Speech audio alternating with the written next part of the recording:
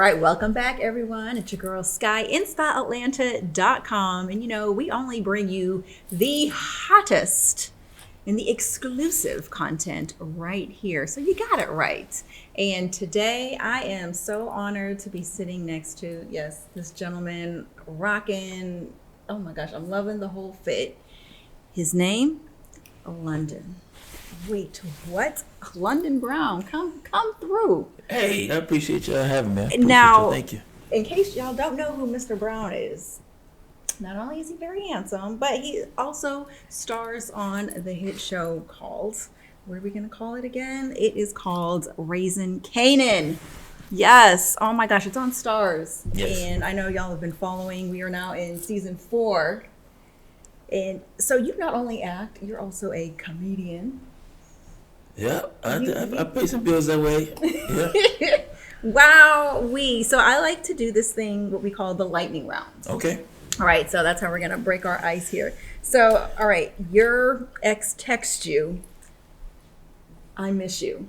So what do you say? Do you say, you better? You say, wrong number? Or who this? I say I'm saving my body for the Lord. All right, so what is worse?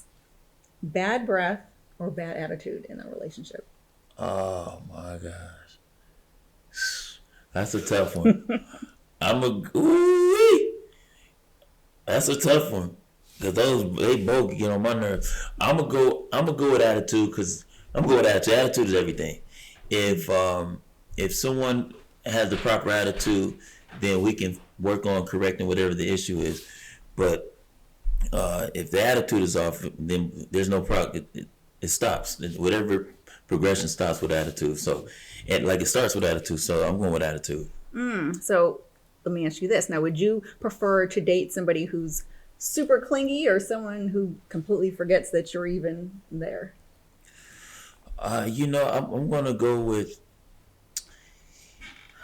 Well, those are too far. Both of those are really extreme. But let's just say someone who remembers that I'm there, but isn't clingy. So that's all. Somewhere in the middle of that confusion.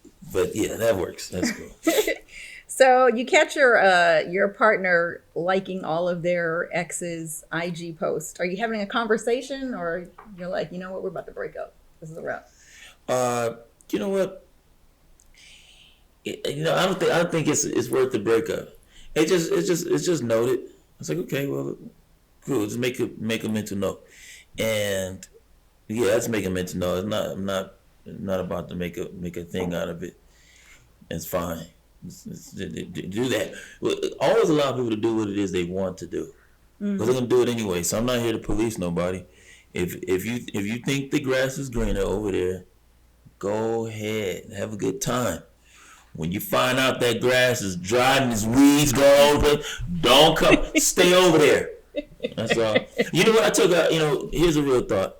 I tell guys like this, which is, if a guy is with a girl and she does something that he feels is out of his program, the program that he's created for them, he got two choices. He can either let her know and allow her to get back on track or adjust, or if he has the conversation with her and she doesn't adjust and she want to keep moving that way, it's cool. He gotta figure out if he's gonna keep her.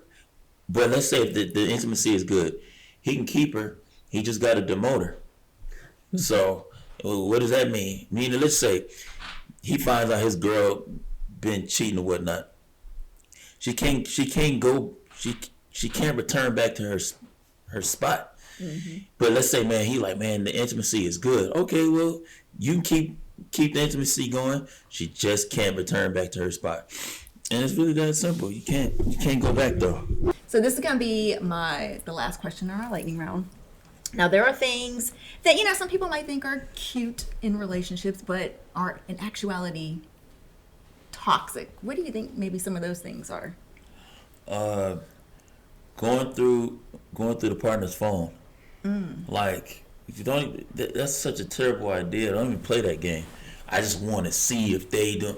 Nah, forget that. Okay, because whatever you find in there, I tell guys like this, man, don't go through the woman's phone, because even if she got photos of a platonic friend, totally covered up, right? But let's say the guy that's going through the phone, the boyfriend person, let's say he got a terrible receding hairline, hair is thinning out at the top. He go through the phone. He sees some. Is this a clean show? No, I'm keeping it clean for the sake of my post for clips. He go through her phone, and he see a brother in there totally covered up in a suit, turtleneck. I mean, totally covered up, but he got locks all the way down his back. Now he feeling funny because he looking at his hairline. He like, man, his is strong, mine is weak. Now he feeling weird. Whatever he find in the phone, they gonna make him comfortable. So don't even play that game. Stay out the phone. I don't think going through the phone and trying to entertain that. Oh man, I was just trying to see. Man, leave that alone and just be present. Just focus on who is this person. How do I feel around this person when they with me? Do they make me feel respected? When I call, do they show up for me? Are they present? Just be present with them and keep it there. Don't all that extra stuff. I see these pages on Instagram where they tell you how to go through somebody's phone and check deleted messages and see who the man, that's way too much. People, that's way too much energy. Look, folks with options, they ain't spending that much energy doing that. They don't have to. They know if things ever got, start getting too uncomfortable, and this is even after the conversation, it still is weird. They're like, okay, well, peace to you. Let you do what you do. I'm gonna get over here. I'm gonna be either by myself or I'm gonna do me. But all they going through the phone, no, man, we ain't doing none of that. No, don't go through that phone. Nah, now you talked about IG. Now you've got this thing called white tea talks, and I actually want my white tea. You like to give some relationship advice. I see. Let's talk about white tea talks. Where'd you come up with that concept? Basically, it's I would get DMs sometimes about young guys was asking me questions about whatever they was going through or whatever, and I'm no relationship guru, none of that. But what I do break down is why guys respond the way that we do to the things that women do. So sometimes women will ask questions, and I'm always very clear. You can always do what you want to do, but as a woman, if you feel like you're not getting the results that you want from a guy that you're interested in, here might be some of the reasons why. For example, if a woman is dealing with a guy and they aren't, really exclusively dating and they kicking it recreationally and so forth, after y'all do what y'all do, if the woman's coming to visit the guy, she should always attempt to grab her things and go. London, why should she go? Well, the way women feel about their bodies is the way guys feel about time. So it's like, how women say, my body is precious and it's valuable and it should be. Guys feel that same. We don't feel that way about our bodies. God will sleep with anybody. As long as she's willing, legal, and breathing, he'll do that. But it's time, though. That's crucial. So afterwards, at least attempt to grab your things and go. If the woman attempts to grab her things and go, and the guy say, wait, hold on. I thought maybe, you stick around, make you something to eat. We watch Ballers, Raising Kanan. Then you may stick around. Like that. But if you attempt to grab your things and go, and the guy says, hold on, wait, sweetheart. You forgot your other eyelash. Then just go. This way, I know that sounds crazy, but guys get this. Sometimes it's just a matter of like, just want my space back. We cool, but we may not be like exclusively cool, but it don't mean that he got somebody else he's sleeping with or dealing with. He just wanted space and his time back. And I think sometimes, obviously after intimacy, sometimes women want to cuddle, they want to lounge around, take up a guy's whole day. Now, what does that do in long term in some situations? It causes a guy to feel like, man, I don't want to call her back because the intimacy is good. She good vibes, but afterwards she take up my whole day. So when he's trying to figure out who he's gonna spend his time with, if he got limited time, that might be one of the reasons he say, man, I ain't gonna call her, because he got to think about, man, if I call her now at 11 in the afternoon or in the morning, she gonna want to be here to the evening. he gonna call. But now, well, let what you know about it. I'm not. Listen, you can always do what you want to do. I'm not here to tell nobody how to do nothing. But if you're not getting the result, you're trying to figure out, man, why the dude ain't calling me back? Why we kicked it last? It was a great time. Why we don't see each other off? That might be one of the reasons. So let me ask you this: what do you think is a piece of advice you would give to single women out there trying to attract men, single women over 40? Because different ages, whole different thing. I think it's a lot of wild advice. I think that's out there, and it's become this real interesting war between men and women. But I will say this though. If I put it this way, just what I said, if as a woman you feel like you're not getting the results you want, or you're not drawing the type of guys that you feel you deserve, you might need to switch up how you moving. And because I understand, I get all the lovely, independent, strong, and degree, home owning, business running. I got all of that. That's cool. But I also sometimes will hear that, and to me, it kind of has been feeling like. It's like sometimes women are projecting or being vociferous about the things that they have, but low key it's the things that they want. It's like they're listing off these things that they would like to have in a man.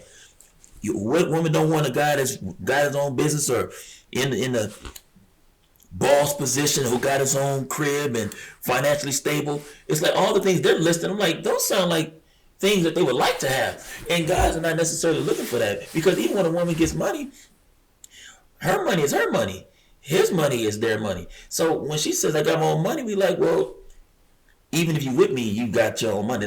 I'm not asking you to take us out to eat dinner or to take us out to treat us out to dinner. So I just feel like on a very simple level, if you feel like you're not getting the results you want, you may want to potentially possibly try some move differently. How do you go about that? Well, guys are really simple at the core, which is like, look good, be good, be peace. I'm not telling you that you have to be that you have to create peace within me, because I gotta have my own peace. But if she can be peace, your peace with my peace, cool. Now we can, we can move forward. Oh, you okay? Okay, bless your heart. Yeah. No, I'm being silly. You okay? You need some water? No. Okay. No, I care. That's all. You talked a little bit about social media, because social media is so big these days. How do you think it just impacts relationships? I think it's impacted them in a negative way, because it seemed like the leading. The driving conversations are always the downsides of relationships or with connecting with people, and especially with all the comparisons between fashion, body, the gym, relationships, everything. The comparisons are so in your face, so it starts making people feel a little uncomfortable. And like, you got to really be strong enough to say, hey, I'm good in my lane, you do your lane. Because sometimes, like, we always talk about, it's that cliche saying of, the grass is greener on the other side, but we don't know what people did to allow their grass to become green. And I feel like it's that way with social media, which is, we're looking at people, they got these incredible bodies, people in the gym. We don't know if what people using, taking, right, to get in it. We don't know. Some people got a gym in their crib, right, in their apartment unit, and your gym is way across town, and you try to figure out how people they working out 2 times a day. It's all kind of stuff. So should have gave it to me. We gotta figure out what we about. And that's why I try to tell my friends, man, just what's for you is for you, and don't get caught up in all that other stuff, man, because social media, it'll have you scrolling. You be like, man, I ain't got that. My life is like this. Man, forget all of that and just trust God and do what you do. Amen to that. So, love and marriage. I think a lot of the younger people aren't really too much into it these days. I don't know. It's like they're all about we're gonna make some, quick money, or I'm gonna be a content, person on, Yep. on social media. And I don't know, like the marriage, not too many people. My daughter's 25. She's, my friends are getting married. I'm not, she's career driven. I Yeah. feel like there's Nice. like a shift from there. Now, what is your take on that? Are you into marriage? Have you been married? I have not been married. As far as marriage, I just think that if people get married for the right reasons, just making sure the value systems line up. If the value systems line up, then I think that definitely helps. Otherwise, just marrying somebody because they look good, or you went to HBCU, I went to HBCU, let's do that, or we both live in the same city. Just, I think some of it. I think there's some traditional things that might need some adjustments. But at the same time, like, for example, I think especially these days, it seems like marriage has become, it's like the new hustle. It's like I'm gonna marry this person, and we're gonna have this child, and now after I get the child, I'm locked in with them financially. They become my new financial aid package deal, or sometimes guys are married and they're not really ready. They still still all over the place. And I just think that, man, we just got to slow down a little bit. And then, but we haven't seen, we're also coming from a generation where we haven't really seen back in the, okay, so look, this goes back to social media. Back in the day, I think it was a lot easier to love who you love, because all you had to deal with was it was your woman, and there might have been a woman at the job. It might have been one on the way to work. It was very limited. Now, just on your phone, you got access to everything, everybody, different everything all over the world. It's crazy enticement. So that phone is dangerous, man. Sometimes, cats gotta chill out. And how they set it up, they so cold. It's just like, I'm a sneaker guy, so what they'll do is, those are nice pair of Nikes. Scroll up, and it might be, I'm following, it might be sports, and if I like dogs, be dogs, and then another pair, like it's a nice pair of Jordans, then another pair of them old ones, and you look up, you've been 45 minutes, and there's all the shoes that they set it up just for you to like. Everything you like, they say, oh, you like shoes? Bring some more shoes from the back. And they just load it up. And it's like, man, you look up, and it's just everything. That's why I be like, man, to cats, sometimes just, hey, don't follow all the pages, man. Just look, if you're going to do that, don't follow the pages. Don't be liking, because you get into this rabbit hole. It's crazy. This is just crazy. I don't know. Instagram, social media is just, I don't know. Yeah, that rabbit hole is definitely crazy. Now, the other thing that I've started seeing is these people with more than, one woman, and, are putting it out there. And I'm not going to say names like Neo, but, just 2, 3, 4 girlfriends. There are people that are getting married, and they had one wife, and now it's like there's another wife, and I don't know. It's crazy. I'm like, is this the new trend? Well, actually, not low key. It's not new. That this is an ancient idea. That was one of those things. We talking about kings who have many wives, but also the flip too was that they were also able to support those wives, and everybody was, that's what it was. Now the fact of it is that there are more women than there are men. So the only difference is the guys who are publicly saying, I'm going to marry all these women, and then the other guy who is doing the same thing, just a little more discreetly, a little more privately. So, but that's why with the marriage thing is like, but then I also think that there's some guys in this world who probably were uncool in high school. They never really became the guy. So now that they got a little status, they've been able to buy their new company of women, and that makes them feel like finally the man. Even with the women, they still not the man, but it makes them feel like they that guy. But the core of them is still the same person they were in high school. They never addressed that weird insecurity thing that was there. And for whatever it is, I'm not saying that they weren't cool because they weren't the man in high school, but within themselves, they don't really feel like that person. So these women just represent, it gives them another social status to walk around and say, because the real question is like, would you have these girls if you worked at, and this is no disrespect, I ain't gonna say no names. If you worked at a chicken food chain spot, would these girls still be interested in you? If you didn't have the double R, you didn't have the watches and the dollars, would they still be around you in your studio apartment? And if you don't think they'll be there, then bro, you're not. That's just the money, bro. Don't believe the hype. But they gotta be honest with themselves. We all do. It's just like, we get caught up in, like, they don't like you, bro. Come on, these girls, because somebody else, because see, the thing about the advantage that women have is that a woman don't mind making a guy feel like the man, because that's all guys need.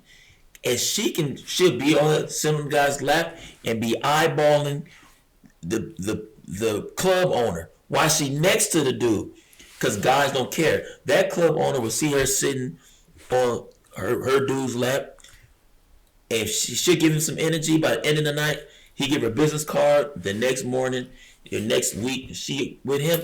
Guys don't care. Which brings me to this interesting point. That's why I don't like the fact that women like to take credit for being incredible cheaters. I talk about this on stage, and women say, I say, why I ask all that, I said, why do you feel you're more likely not to get caught cheating? Women will say, we're smart, we're intelligent, we keep our lives straight, we organize, we don't change our rhythm. All of these things, right?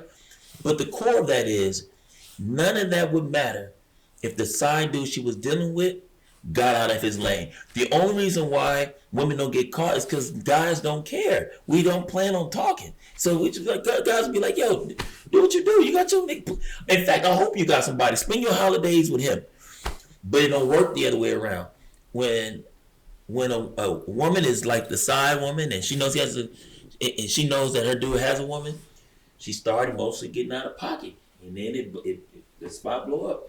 But this is to say that at the end of the day, people should just kind of chill out and just find somebody. And don't get me wrong, I get it. A guy may want a couple situations going on. Just don't get greedy. Don't be messy. I'm not saying, let me be clear, because people thinking, I'm not saying it's okay to cheat. I'm not condoning it. I'm not saying, hey, ladies, give these men a pass, do what they want to do. I'm not saying that. Let me be clear.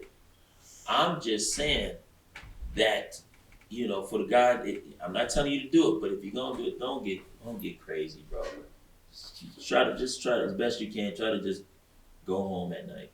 Do you follow your own advice? I try to. And that's why, as best I can, as far as on a human level, I do have people who keep me accountable. So I don't be hanging with just a bunch of goofballs. I got some big homies and paws, and they, will say, hey, London, you need to, if I start, whatever, if I get into a situation or I'm bothered by something, say, hey man, London, let that go, man. Don't worry about that. Or London, you in your emotions right now, cut that out. Or I'm tripping. All right, cool. You gotta have somebody to check you. I mean, if you care to, try to be solid. I fuck with you. Excuse my, you know what I'm saying? Like, but my question to you, right? And that's cuz, but that's sis. Is the value of the meeting more important than the value of the human being in front of you? The only reason I'm asking you that, I get it, my nigga. I transitioned my life, right? from this space, I get the importance of meetings. I've seen it run families, move, all that. But my real question, because I hear the His only... meeting gonna take president. He don't even have to answer. I already know. That's problematic. All right, we are back with London Brown. Yes, and we're going to get into your character, Uncle Marv. Now the crazy thing is, so you're from LA, South Central LA. Okay, because like on your IG, I was like, only someone from LA would be playing some DJ Quick, and if y'all from West Coast, y'all would know that. Oh my God, That's funny. goodness. But you are from South Central, and your character is on the other side of the states. Absolutely. How was that hard to try and get into that lifestyle, that mindset? What was that preparation like for you? For me, it just wanted to make sure that I immerse myself within the culture. Mm-hmm. So, you know, when we started shooting, I was outside pretty often. I just wanted to be around it, and we had a great dialect coach. And I mean, he's a white man. Looked like it's like Spielberg, like just a white man, glasses, you know, salt and pepper beard kind of white guy. Just totally like, you know, Ritz crackers and cheese, and it just was really just, you know, the hummus, you know. But he was brilliant at teaching us as a cast to get that dialect down. You know, so I got to show him some love because he really was drilling the dialect with us and just going through the enunciation and pronunciation of all the words and going through the whole thing. So, hey, I just try to do it justice, you know, because also too, if we didn't do it right, one, we would have been unemployed. Two, New Yorkers would have let us know. Oh, you already know. They would have cooked this With a whole bunch of cuss words to follow. So I'm glad that the only question that I was getting asked was, so where you from? And, you know, as far as what part of New York is from. So shout out to them, man, for showing us love and helping us to get through. Because I was listening to them. So I owe the city of New York a huge thank you. Thank you. What is it like working with 50? Because I'm sure at some point in time he's probably popping up since. You know, every time I've talked to him, he always got a lot of game. Like 50's very smart. After all, I know because everybody see him, you know, online and be trolling and doing what he do, but he's a very, very nice. My encounters personally always been super cool, always great conversation, always give me a lot of game, and usually when I talk to him, I really just listen, and he, you know, he'll give me some game. Let me make sure you do what you gotta do with your money. You don't save the money. Always some game. So I listen to him, and that's it. That's when I'm next to 50, I'm low key. I'm a student to his business savvy, and I keep it right there. I don't try to get super cool. I just keep it cool. We cool. Don't get me wrong. I see him. You know, we good. But I also know my position as far as I'm there to listen, so I try to respect that. You ever get nervous, like, oh man, you know, the boss man is here. Let me straighten up. Let me be on my top game. You know what? No, because I function in that. I'm straightened up. You know, I'm functioning in my top game in those things you mentioned. I try to stay in that. That way, it ain't like he come around. I'm moving differently. I'm the same person. You know, showing up to set, trying to make sure that I'm prepared. That sort of thing. Always good attitude. You know, I'm the same person. So it wasn't crazy. It was just like, okay. But also I see people as people. Mm-hmm. So whether somebody is homeless and destitute or they're the CEO, I don't kiss up to nobody and I don't tear nobody down. So I just try to, you know, respect is respect. And that's going to go wherever. So with him, it's the same thing. I just respect him and keep it cool. Okay. Your character, Marvin, we've throughout the seasons, we've seen some transitions, of him and his character. He started off as, shooting and you're just hot headed, and now you've got your daughter who has come out. You're not saying that you were never a father, but now you're definitely embracing that. Those transitions. Do you think that he's still got that at heart, or wait, it's a new day? No, Marvin's going through, like many of us, he's going through a shift. The first season he was at odds with his daughter. Second season he had to repair some of the things he did through the help of therapy. The third season he became super dad. This fourth season we see a side of Marvin that's a little more protective because he's concerned. They starting to see some of his characteristic traits within her.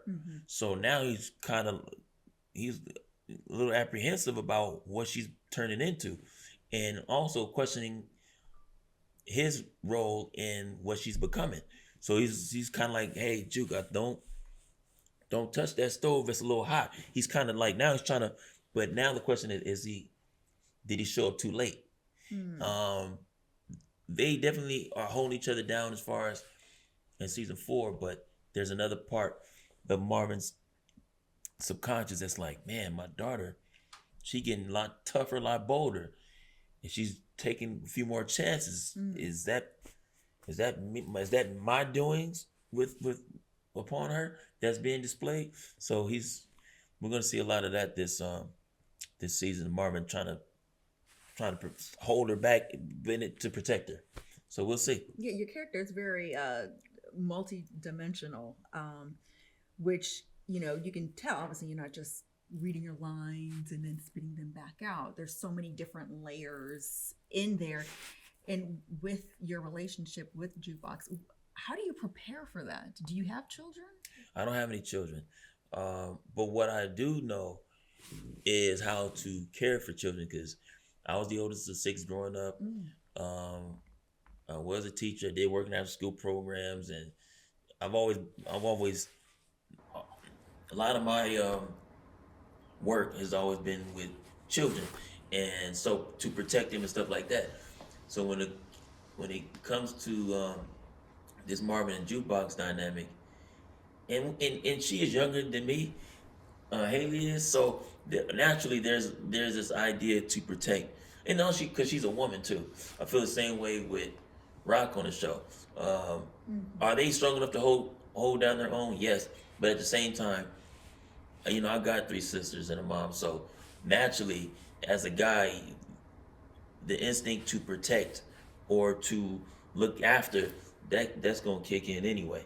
So to play with the dynamic of Marvin and Jukebox, I know what it's like to be a man. So hey, I can look at Haley and protect Haley in the same way. Just make sure she cool and she's straight. Sometimes we go to different cast events or different things, and I check on her. She's come to my comedy show. Shout out to Haley. She come out to a comedy show sometimes. I walk her to the car, make sure she cool, and stuff like that. So that was just natural. That was natural. She was great to play across. So shout out to Haley Kilgore, man. When you think about your character Marvin, how much of you do you see in him? Pause. I see with Marvin. I see we have a lot of things that are similar. As far as the loyalty to the family, being the older sibling. That's me as well. I like to keep my car clean, and I like my little style that I be doing. But Marvin like his style.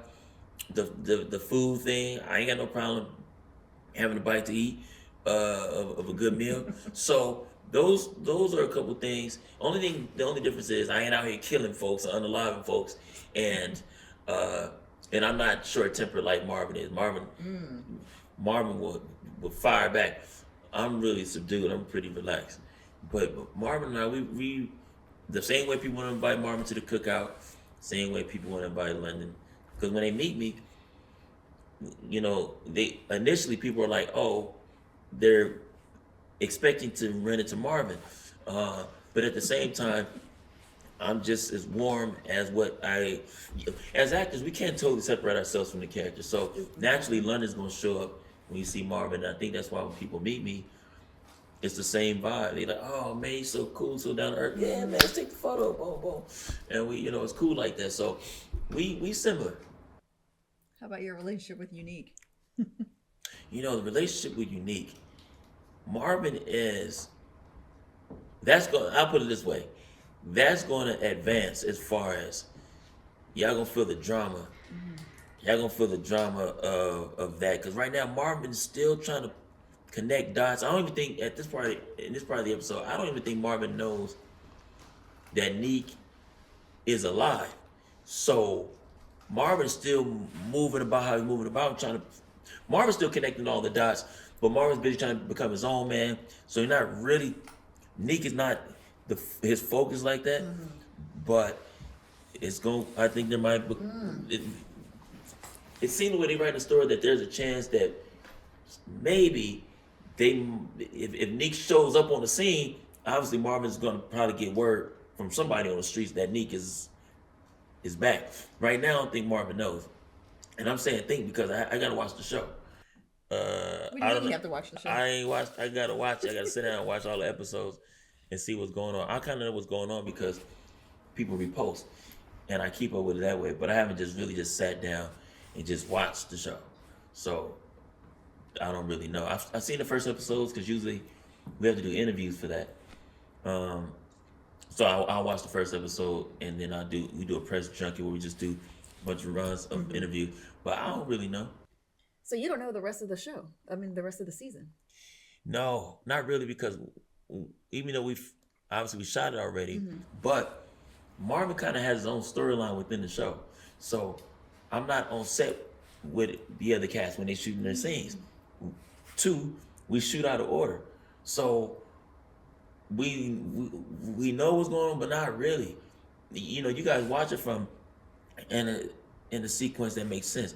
We might shoot the last scene on day 1 because let's say we might shoot all the, speaking of this beautiful studio we in, we might shoot all the scenes that deal with this brand. We may do 3 scenes like this, but these 3 scenes are scattered throughout the episode. So, and then we do all the other ones that's located in that area.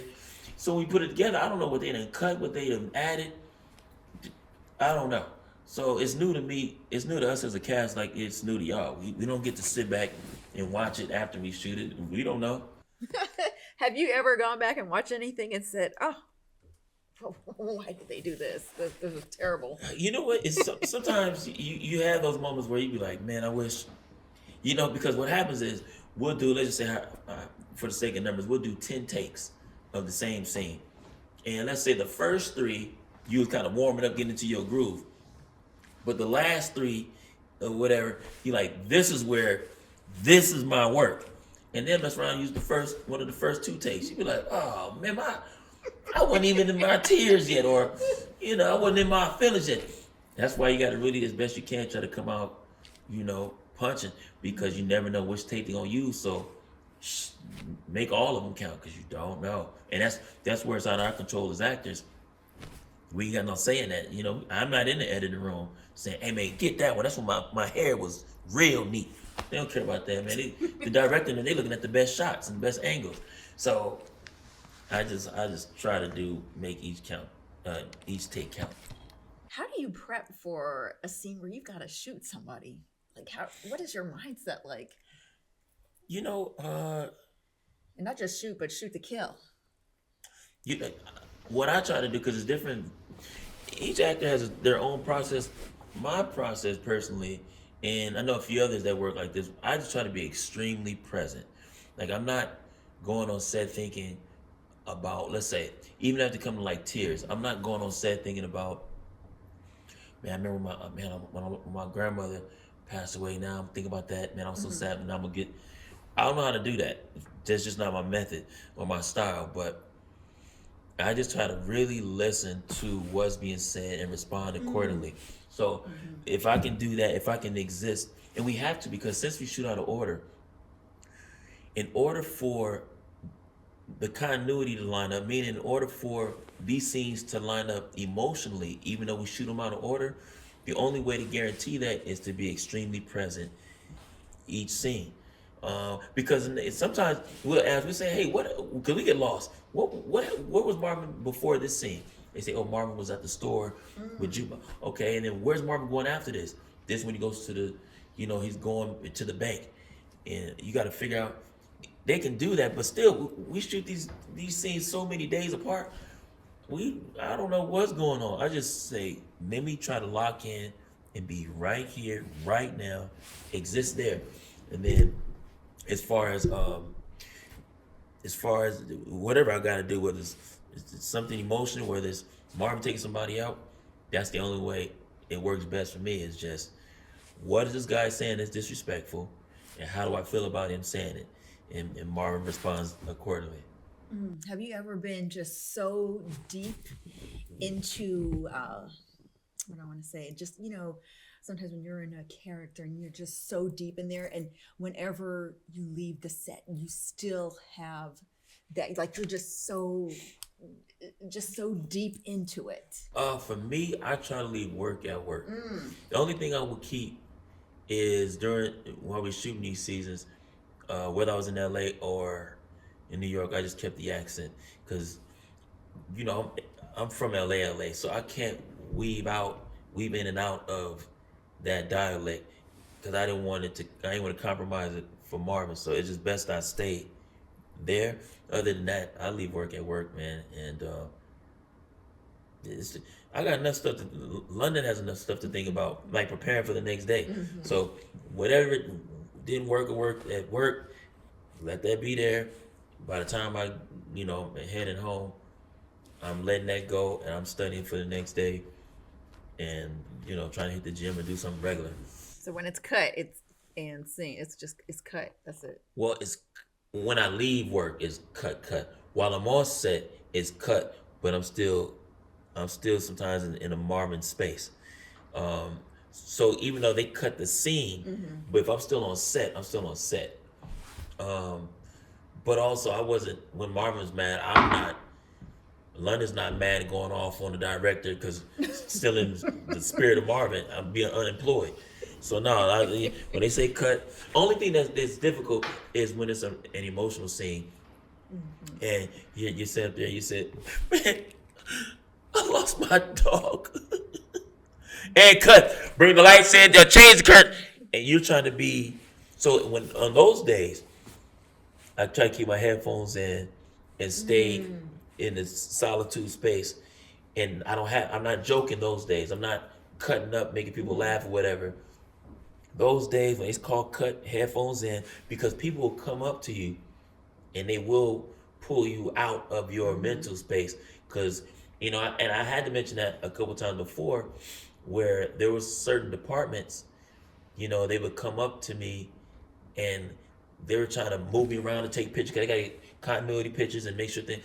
And I had to tell and say, hey, we take pictures of me before we start shooting. Get them out the way because I got to stay in the zone. I got to stay tapped in. So that happens every now and again on set. But otherwise, I just try to be cool because I know sometimes people don't know if they're gonna speak or not. I wasn't the actor that said, man, when I'm shooting my scene, no one looks me in the eye. Come on, man, with all that singing there. Put another shrimp on the Barbie. Right? So I just put my own headphones in. This way, I can shell up, and then everybody else can still do what they do. Okay, where would you like to see Marvin going? Oh man, into a spinoff? No, that'd be cool. I know the street's been asking about a spinoff, but honestly, I like where we've been able to take Marvin as far as emotionally and as a character wise, and Marvin. I like the fact that Marvin is not a slouch. Like the streets respect Marvin, and I like that. And the streets really like Marvin, and that's cool that they really see the human side of Marvin, because that's what the goal was. I wasn't trying to play him as some caricature, but really, like when you look at Marvin, you say, man, I know something about. I know that guy. He's cool. I get what he's trying to do. Yeah, he be eating a lot, and he was kind of irresponsible in season 1. But at the end of the day, Marvin shows up when he needs to. He may not always it may not always be the best way to go about things, but at least he shows up. He's loyal. Even in season 1, everyone was like, "Why Marvin keep crashing all these cars?" I had explained to folks, I'm like, Marvin isn't in a parking lot of Target just having a hard time parallel parking. Every time he crashed his car, he was showing up, saving his nephew, stopping somebody from hurting his brother. Marvin was showing up. And I think sometimes people don't understand that side. Marvin crashed your car. Hey, listen, bro. See, the real ones get it. If your nephew was in the stash house getting robbed, or just in your grandmother's house, and you notice an unfamiliar, unmarked car in front of your people's house, and you know your family in there, man, we pulling out. I don't care what's going on. If that means I gotta smash that car to stop them from getting away, or whatever I gotta do, I'm pulling up. And that's what Marvin is. Marvin is action first, demonstration first, and then we'll figure it out on the flip side. But he gonna demonstrate. How much creative control does London get when it comes to Marvin in terms of script writing? Shout out to Sasha Penn. He was cool enough to allow me to experiment with the dialogue. I think the writers saw and felt my improvisational skills and so forth that I gained from doing theater, and they let me incorporate a lot of stuff, little slick comebacks, even with a lot of the humorous side of Marvin. They gave me a lot of freedom with that, and the whole breathing thing, and my choice to eat, to have Marvin snacking. Those are choices that work really well, and because I started out, I think, pretty strong with those choices, it allowed me to have a little freedom to play around with some of the dialogue. So, but I always try to keep it respectful. Mm-hmm. I'm not just going there and tossing these scripts out the way, because we had really great writers. So what happened is sometimes I'll do the first few takes verbatim, mm-hmm. and then maybe when they let me do what I do, then I may take the last takes and I'll improvise some things. Or it's also knowing when to do it. Sometimes people will improvise a line in the middle of a scene, and if you do that, you got to be careful, because other actors are going right, mm-hmm. to the book. But if I start a scene or end a scene, I know those are low key spots, because they can always cut the front, mm-hmm. or they cut the tail. So I'm just doing it for a while. I was like, all right, let me know when to work my magic in, or even if I play within my dialogue, it's just knowing when and where to do it and being connected enough. But also, you got to know your lines to even do that, because if you don't know the lines and you call yourself trying to improvise some stuff, you get lost and you don't know where you are. So I got the lines. I have to be able to jump rope, and somebody hit me with a newspaper, I gotta know the lines. Mm-hmm. So I always knew the lines. That is what allowed me to free up to improvise something on the spot, because I knew what was going on. So that helped. If London wasn't acting, what would London be doing? What I'm doing now, stand up. But if I wasn't doing anything artistic, then I probably would. I'm gonna say photography, but that's artistic too. But no, maybe I'll be a therapist. Really? Yeah. Relationship therapist? A therapist of people. Relationship ultimately, I mean, but not like boyfriend girlfriend type relationship. I mean, just relationship between father and son, mother and daughter, and so forth. I just like the idea of understanding, not necessarily not what people do, but why they do what they do. Because a lot of times, if we understand why people do what they do, the way you look at them is less judgmental, because you understand, like, oh, it's okay. Something simple like haters. People take having haters so personally, and I'm like, if you haters haters are simply, when you understand how haters look at you, it's not so personal. It's really, you're just a reflection of their lack of progress. So it's not about you. Anybody they see moving forward in their lives, they're going to feel the same way. You could be gone tomorrow, somebody hate somebody else. So I actually sometimes feel bad for them. Like, man, you don't even know, bro. You got the same ability to do, not what I do, but to do your version of what you do. All the energy you spending on me, you really could be spending on yourself. So I feel bad that they don't know that. It's like, oh shoot, man, you don't know, bro. You're great too, but you concerned and oh man, it's sad, really. So that's why I don't feel no type of way about no haters. I'm like, oh man, and the fact that you think I'm that important to pay attention to me, little old me, man, I'm not thinking about you. I got a family, my mom and them. I got to pay rent and help take care of them, bailing people out of jail. I'm trying to find my next gig already, and I'm not worrying about nobody, man. I ain't thinking about that stuff. No. Yeah, and people always got a reason why. Once you find out that reason why, you're like, oh, okay, that makes sense. But it has been a sheer pleasure, London. How can our fans out there follow you? I'm at Real London Brown. You'll find me on social media. I got to get my TikTok going. Well, I have a TikTok. I haven't posted anything. Same. I got it. So I'm over on Instagram, but I gotta just graduate. But anyway, thank you for having me. You and y'all and the staff and the crew and the team and this beautiful space. Thank you guys, man. Well, thank you guys so much for watching our exclusive chat right here on InstaAtlanta.com. And of course, thank you to Luc Belair. And make sure you guys follow us on all social media platforms at InstaAtlanta and InstaAtlanta.com. Salud!